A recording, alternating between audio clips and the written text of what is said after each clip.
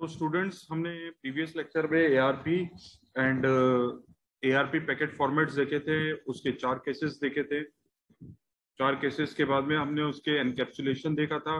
Encapsulation देखने के बाद में अब एआरपी के कंपोनेंट्स देखेंगे जो डेटा लिंक लेयर में रिएक्ट। तो डेटा लिंक लेयर से क्या क्या कंपोनेंट्स है एआरपी के, बहुत जरूरी कंपोनेंट्स है। ये एआरपी का मेन डायग्राम है। अगर आपके पास एआरपी आरएआरपी की बात करते हैं तो ये डायग्राम आपको बहुत बनाना जरूरी है और उसको समझाना जरूरी है। मोर देन इनफ है एआरपी आरएआरपी में। ठीक है, तो ये आईपी पैकेट्स के टर्म में होते हैं। अच्छा, डेटा लिंक लेयर किस टर्म में वर्क करता है? फ्रेम्स। Very good. तो डेटा लिंक लेयर फ्रेम्स में वर्क करता है। अब एआरपी में जो डेटा आता है इन अ फॉर्म ऑफ पैकेट्स आता है, क्योंकि वो आईपी लेयर से अटैच होता है, जो हम इसके बाद वाली स्लाइड्स में भी दिखाने की कोशिश करेंगे। अब एआरपी क्या करता है, इनपुट मॉड्यूल और आउटपुट मॉड्यूल पे बेस्ड होता है। 2 मॉड्यूल्स दिख रहे होंगे, एक इनपुट और एक आउटपुट। जब भी हमें डेटा ट्रांसफर करना है आईपी पैकेट से, हमारे पास कोई पैकेट आता है तो वो हमारे आउटपुट मॉड्यूल के अंदर एज अ इनपुट आता है। क्यों आता है? क्योंकि हमें क्या आउटपुट चाहिए, इसलिए उसका इनपुट आ रहा है। जैसे जब मैं कोई भी डेटा ट्रांसफर कर रहा हूं आपके एंड पे, तो मेरे लिए जो इनपुट है, मेरा जो आउटपुट है, वो एआरपी का इनपुट रहेगा। मुझे ऑलरेडी मालूम है कि मैं किस नेटवर्क के थ्रू भेजूंगा, बट मेरे पास जब भी उसका रिप्लाई आएगा, या आप लोग कुछ मुझे बोलोगे, तो वो जब मैसेज मेरे पास आएगा तो वो इनपुट के टर्म में वापस आएगा। यहां से इनपुट के किस पैकेट के टर्म्स में रिक्वेस्ट वापस आएगा? In a form of ARP packets, in a form of request and reply. तो मेरा जो पैकेट एआरपी के पास आएगा वो इनपुट मॉड्यूल के अंदर यहां से आएगा, मेरे को पता करने के लिए ये उस नेटवर्क में है या नहीं। अब हमारे पास जो इनपुट मॉड्यूल आया है, इनपुट मॉड्यूल करता क्या है, एआरपी की वर्किंग क्या थी? फाइंड दी, क्या फाइंड करता है एआरपी?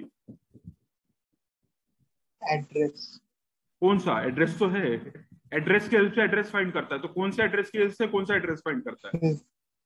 फिजिकल एड्रेस फाइंड करता है with the help of physical और IP address. IP address, logical address with the help of IP address, है ना? Physical address with the help of IP address.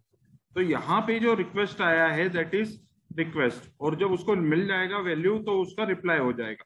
अब यहाँ पे जो आईपी पैकेट है, ये देखिए आप, एक ये डायग्राम देख रहे होंगे, आईपी पैकेट लिखा हुआ। जो आईपी पैकेट हमारा है एज इट इज फॉरवर्ड होता है हेडर लग के आगे की तरफ से। तो इसमें क्या करा है उसने, हार्डवेयर एड्रेस मॉड करके उसने भेज दिया। उसने कुछ नहीं किया, उसका फिजिकल एड्रेस को उसके हार्डवेयर एड्रेस से बाइंड किया और भेज दिया। उसके फिजिकल एड्रेस को उसके हार्डवेयर एड्रेस से बाइंड किया और भेज दिया। तीसरी बार फिर बोलूंगा, उसके फिजिकल एड्रेस को उसके फिजिकल एड्रेस को उसके स्टैटिक आईपी एड्रेस से बाइंड किया और भेज दिया। ठीक है, तो ये बाइंडिंग की प्रोसेस जो होती है ये कंप्लीटली इन फॉर्म ऑफ होती है, जिसमें हमारे पास क्या क्या चीज होती है। हमारे पास एक कैश टेबल्स होती है, ठीक है, हमारे पास कैश कंट्रोल मॉड्यूल्स होते हैं, ठीक है, हमारे पास आउटपुट मॉड्यूल होता है, ठीक है, हमारे पास इनपुट मॉड्यूल होता है, ठीक है, एंड क्यूज होती है, ठीक है। तो हम किस चीज पे इतने मॉड्यूल्स से वर्क कराते हैं? हमारे पास आईपी पैकेट को हम इतने मॉड्यूल से पास कराएंगे, तब जाके हम एआरपी का आउटपुट या इनपुट दे पाएंगे, एआरपी का आउटपुट या इनपुट दे पाएंगे। आईपी पैकेट ने आउटपुट मॉड्यूल में क्या क्या स्टेप्स करिए? आईपी पैकेट ने आउटपुट मॉड्यूल के लिए कुछ स्टेप्स फॉलो करिए with the help of queues, with the help of cache tables, with the help of cache control modules. Cache table करता क्या है? हमारे एआरपी एक टेबल मेंटेन करता है IP address along with their hardware address.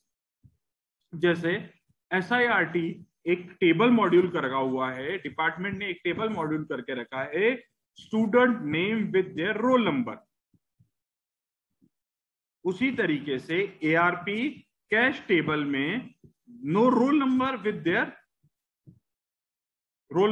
There student name या IP address with their physical name, ठीक है। उसके अलावा भी बहुत सारी चीजें होती हैं, जैसे एग्जाम्पल, मैं रोल नंबर 5 को अगर कोई मैसेज देना चाहता हूं, अगर वो नहीं है तो मैं किसको मैसेज दूं तो रोल नंबर 5 तक पहुंच जाए?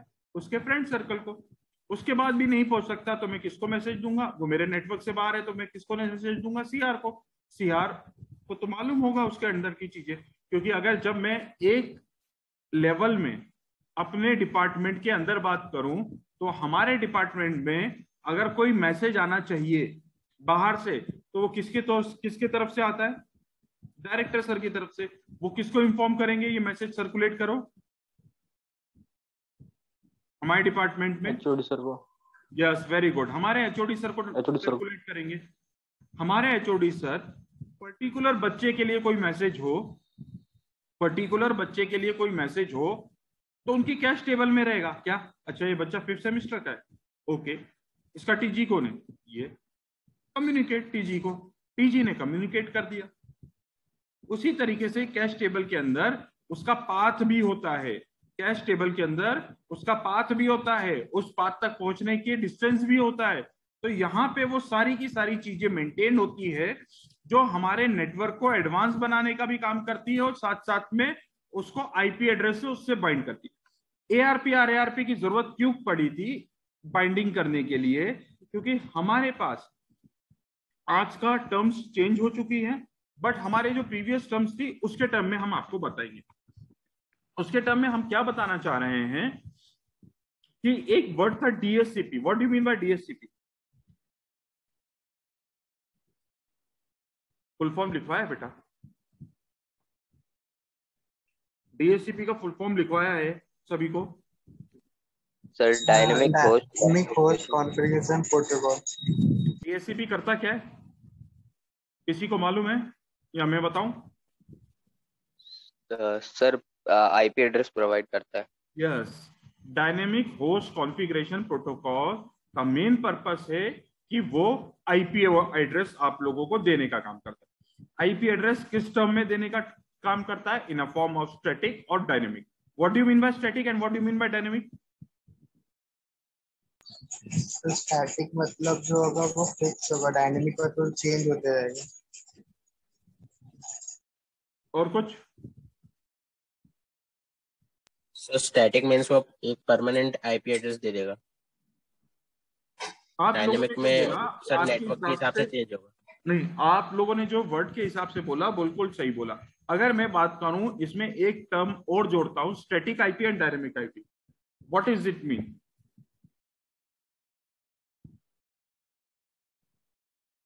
सर डायनामिक जो चेंज होता रहता है, स्टैटिक जो रहता है वो फिक्स्ड रहता है। ठीक है, एक तरह से इसको अगर मैं कन्वर्ट करके बोलना चाहूं कि एक सिस्टम को, उस सिस्टम को मैं एक परमानेंट आईपी मैन्युअली एंटर कर दूं, that is known as static IP. ठीक है, और डायनेमिक आईपी मतलब सिस्टम ऑटोमेटिकली मेरे नेटवर्क में आए और वो आईपी असाइन हो जाए।